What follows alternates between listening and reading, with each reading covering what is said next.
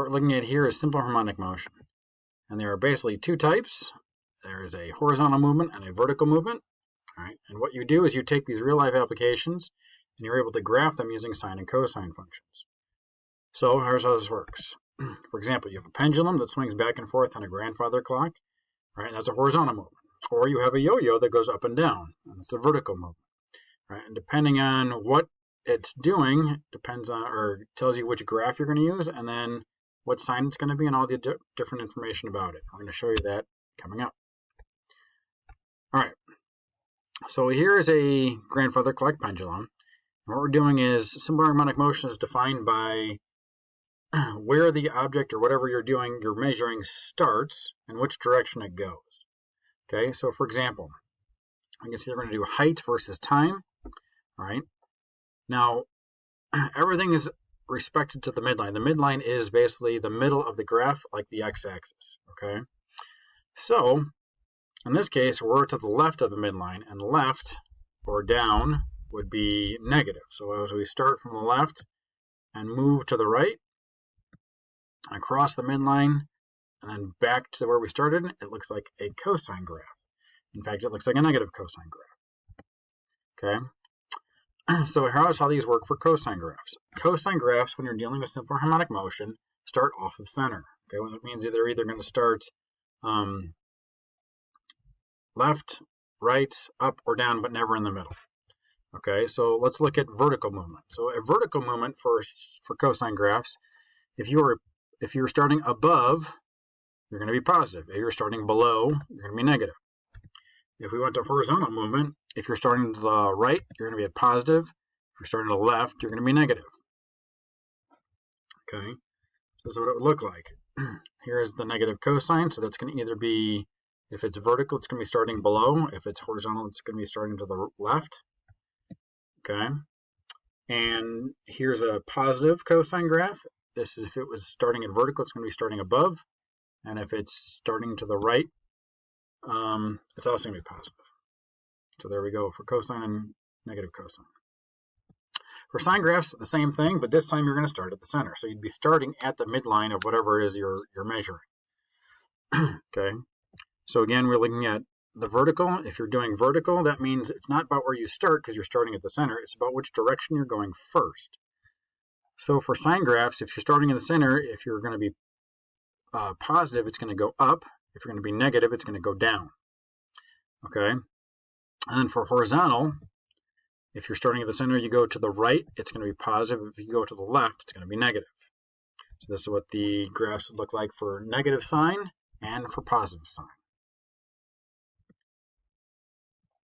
All right, so here's an example of what we're talking about.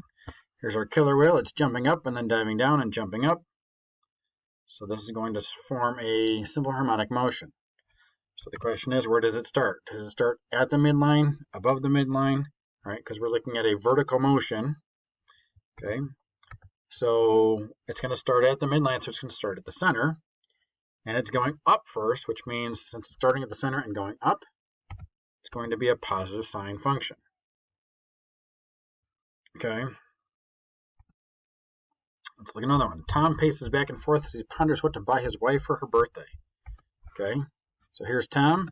He walks one way, he thinks flowers. He's like, I'm not sure. Let's go walk back the other way. He's like, how about chocolate-covered strawberries? She'll think I'm trying to get her fat. No, that's not good. What about nothing? No, that would be really bad. How about a puppy? Well, I'm going to have to walk the puppy. That's not really much good. How about some diamonds or some jewelry? That's really expensive. How about a car? That's even worse. Okay. So we're looking at where does he start? So he started on the left. Okay. So that means if he started on the left and not in the middle, it's going to be either negative cosine or positive cosine. Okay. And because he started on the left and went to the right first, it's going to be negative cosine. Okay. He did not start at the middle, the midline. He started on the left and went right first. All right. There's another one. It's up and down, up and down. Okay. So here's our roller coaster. So what is the function? Where does it start? Okay, does it start at the midline or not? Okay, in this case, it does start at the midline and it goes down first. So that means if it's starting at the midline, it's going to be a sine function. Because it went down first, it's going to be a negative sine function. All right. Now this one's a little bit tricky. This is the Ferris wheel. So we're on car X. And we're trying to figure out if this is a sine or a cosine function. Okay, so what do you think it is as we go around the Ferris wheel? The 2 rotations there. All right, here's number 3. So do we think it's a sine or a cosine function? Does it start in the middle or does it start on the left? Or the right? Or the bottom? Okay, well, it's not the bottom. All right, so you could say this is a negative cosine function. The reason being is it's starting on the left. It goes, the x goes all the way to the right and then comes back to the left. Okay, but you could have also said it's a sine function. If it starts in the middle and goes up, and then goes back to the middle, and then goes down, and then goes back to the middle.